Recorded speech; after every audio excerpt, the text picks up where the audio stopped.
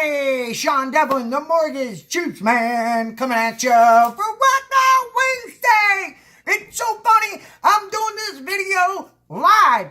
Third time I have done the recording this morning. Trying to get this right. Every time I have the recording going, I get a phone call or an email or something.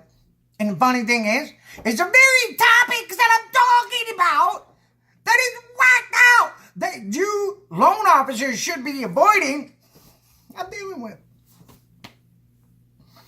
Okay, look, there's two of the most important parts of the 1003 and the CD on a loan. Let's talk about it, okay? It's Whacked Out Wednesday. Join us in creating excitement about mortgages because you know how to do them, right? And you know what to avoid. Check it out, the 1003. It's got an employment section. You got to have a 2-year history on the 1003. So if you're there for a month and a half, you got a gap. Then you're there for a year and a half, well, then you got a gap. Then you have to continue to go backwards until you got an additional, 5 months, so you can get a 24-month history of employment. Must be labeled on the 1003. Real simple. It's a rule. Second section of the 1003, that's really important. It's the income section. So check it out. It's real simple. All you got to do is break down the income. You look at the paycheck stub and you go, okay, they got base, here it is, boom. They got commission, here it is, boom. You got bonus, here it is. So you gotta label them independently. You can't lump it all together and call it base income. It's not base income. Garbage in, garbage out when it comes to DQ, ladies and gentlemen.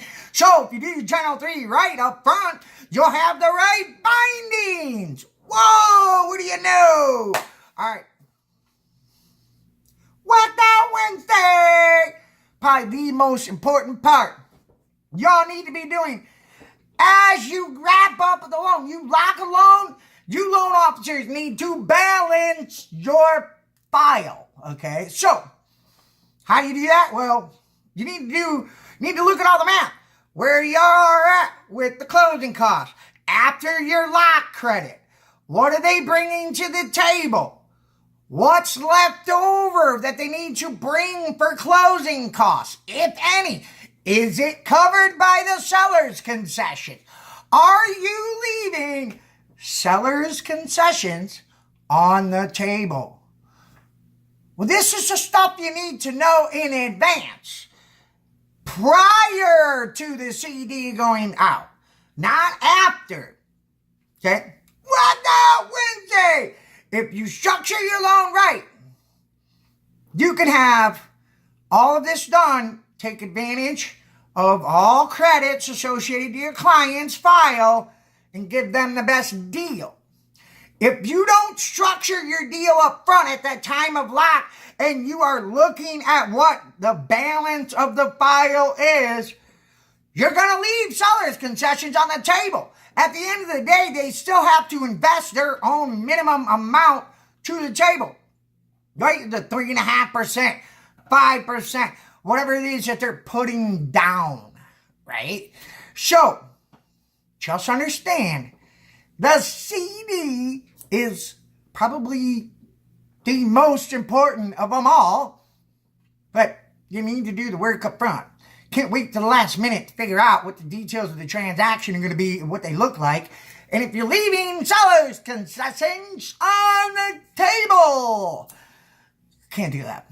So, Whacked Out Wednesday! I've had 3 different interruptions on this morning video because I'm dealing with these exact things for loan officers. Look, take advantage of this video, review your details. After you lock a loan, you should be looking at the file and how it balances. Once the CD goes out, there shouldn't be any last minute changes. It's really that simple. Have yourself a wonderful day, as always say. Share, interact, like, repeat.